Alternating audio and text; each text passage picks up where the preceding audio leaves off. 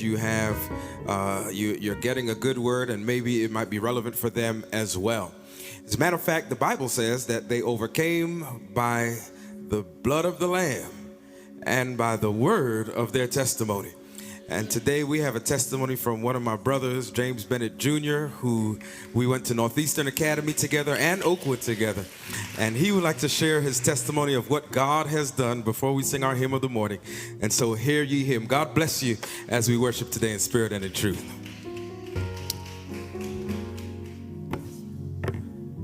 All right, well, happy Sabbath, everyone.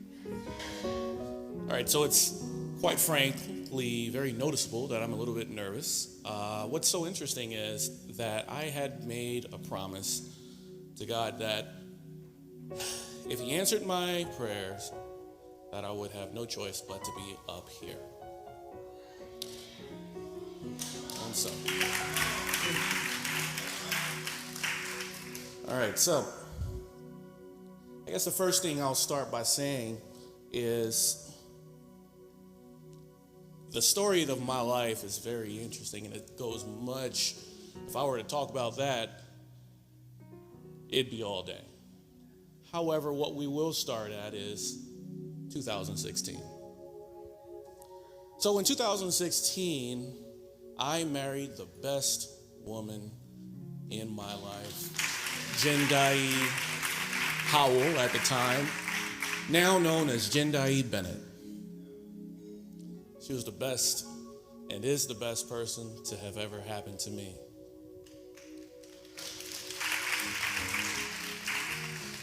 Now, here's what's interesting. We got married on July 30th, 2016. And while that was the most exciting time in my life, earlier that year, my grandfather, Robert Bennett, passed away. Now, you have to understand how close we were and how angry I was at God for that happening. And quite frankly, I stopped believing in prayer. And quite frankly, it was difficult. I don't want to say that I stopped believing in God because I knew He was there, but I stopped believing that He honestly did anything for me. And I did not like coming to church and pretending that God is good. You know, I didn't feel like He was good. I know He was good to other people, but it didn't feel like He was good to me. Also, my wife's mother passed away from cancer that same year, about a month later. So during our wedding, my grandfather, who was supposed to officiate our wedding, was not there. And my wife's mother was not there. You can imagine the bitter but sweet feelings that was going on. And so it was a lot for us to really handle. And at the same time, as the years passed, we tried our very best to be able to move forward together. Lots of crying, lots of happy times, happy moments. But also during that time, you also got a chance to learn just how church people do not reach out to you. They're your friends when, at least so it seemed, not for every church. I won't say this church. I wasn't here. But what I will say is that when things seem, when the loved ones are alive, you're remembered. You're a part of a family.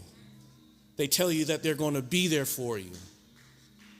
But then suddenly, when it's time to put that to the test and they pass, you might get one or two people who, to this day, still will try to check on you and will see how you're doing and help you realize that you're not forgotten. So you can imagine the anger that I really felt. I had felt a lot of anger. But that wasn't just it. So my wife and I, on our first year of marriage, of course, we decided we wanted to enjoy ourselves. Didn't feel like having any children. We felt like the best way to get to enjoy marriage is to enjoy your first year, we don't want any children at that point in time, get to go different places, which we did. But then year 2 comes and we're like, okay, let's start deciding if we want to have kids. We know we want kids, but let's start practicing for that. And of course, yes, my wife is amazing. If you look at her, I mean, obviously, I'm a lucky man. But then nothing happens that year. And we kind of chalk it up to, well, you know what? We still live in an apartment. We still, have things that we want to get done. We still want to, make sure that we're ready to have children. So year 3 comes by. And at this point, I'm starting to get frustrated. And I'm starting to feel like, well, why is it that it seems like people are just getting together and they're having kids very quickly? And nothing is happening with us. But yet we try to chalk it up. And you hear people starting to say, well, you don't want to rush having kids. Enjoy yourself while you are married. Enjoy that, because once you have kids, it's all over. You hear that often. Year 4 passes and nothing. And at this point, you could start to see in my mood just how bitter I started to become. Because what got me so angry is you got these people saying, pray about it. And I felt like, okay, well, prayer's not working. Been praying about it for 4 years. Also, I was getting angry because you see these people who are saying, do not rush it. But you do not understand the anger that a person who wants children, but they just can't have them, how that feels to hear someone who has kids tell you to just be patient and that God is going to answer your prayer and that you don't want to rush it anyway. You don't have that place to tell someone that. And then to top it off, to see people who just get children and then they treat them terribly, and then they abuse them, and then they go and sometimes end their children's lives. And I'm sitting there like, how in the world is it that you got these people who don't deserve kids having them? And yet you have someone who wants to have children, who wants to be a dad, who has a wife, who wants to be a mom. So year 5 passes. And of course that nothing happens. Year 6. Now I'm saying to myself, no, there's definitely something wrong with me. And of course my wife, she's trying to help me to feel better about it. We go and get tested. And of course, everything seems fine. Some of the soldiers don't seem to, there are plenty. There are plenty, but it's like trying to push a square up a mountain. They don't want to move. And so we found out that was part of the issue, something easily able to be fixed. And so we go ahead and get ourselves prepared for that. And yet nothing happens. That was year 6.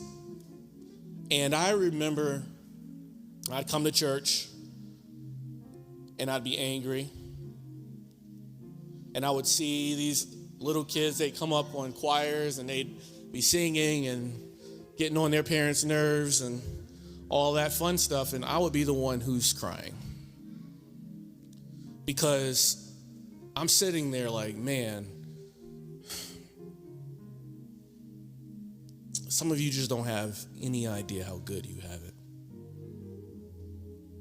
And I started to compare myself from the perspective of the only people I could say who understand this feeling, or better yet, I don't know, I wouldn't even know what's worse, is the parent or the person who is struggling to have children, who want children but can't have it no matter whatever the reason is, or the person who's had kids but lost them.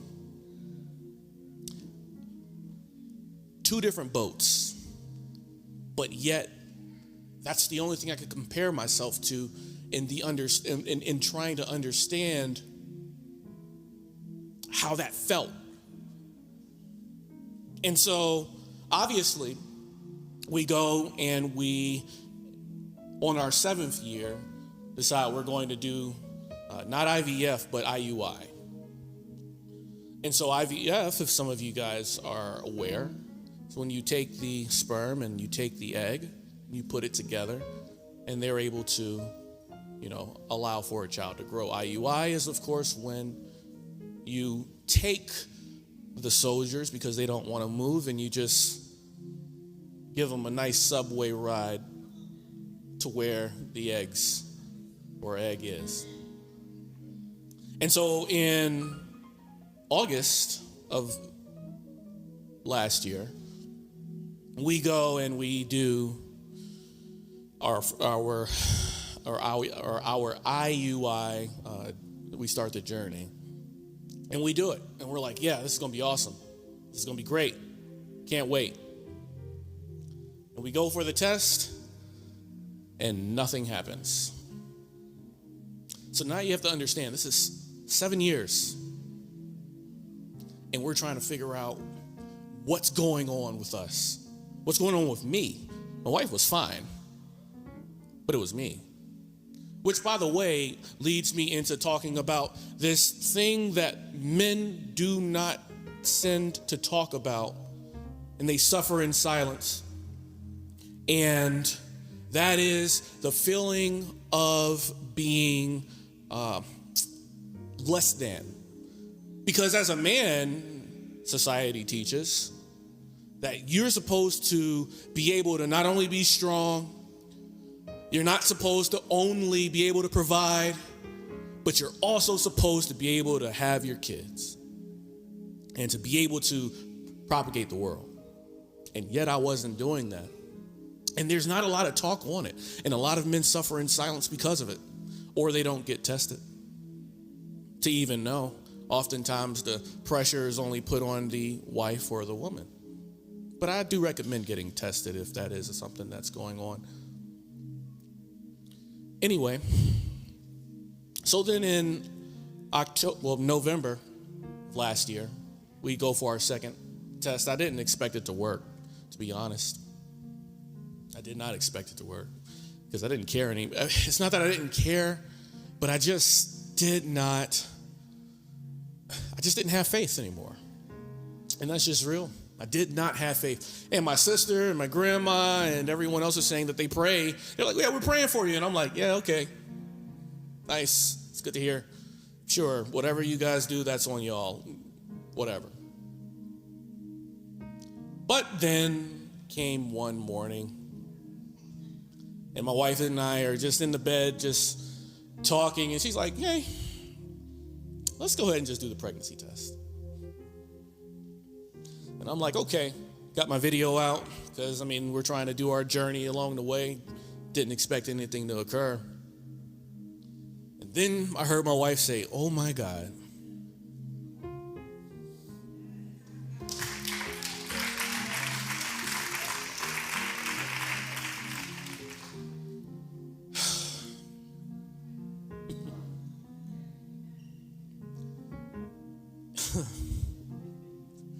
And you have to understand the excitement and the tears that I started to share and that my wife started to express, because I just did not believe that my wife was finally pregnant. Seeing that nice positive sign on there, because we used 2 pregnancy tests. We wanted to make sure, one that said in red pregnant, because I wanted to make sure I understood it right. And the next one that had the positive sign also that was there. So we were happy about that. And that was awesome. And I was like, you know what, God? Fine. You do answer prayers for me and for her. But not only is that the case, so we go to the doctor and get checked out. And they're like, oh my goodness. It looks like we have twins. So God has given us not one, but two. And so when God says that he will sometimes double your blessing, he has shown me that in fact, he will go above and beyond. And I felt it was interesting because in losing my grandmother not my grandmother, I'm so sorry. Grandma's right there. I love you, Grandma. But my grandfather and my mother-in-law, who I never got a chance to get to know. God, it seems like, was like, here's a replacement. Not a replacement, but something that you can put that will fill a hole that is there. So I wanted to share this with you because I know for a fact that there are people who are either here or online who are experiencing what it is that I have gone through, what my wife has gone through. And I want you to know that you can just hold on.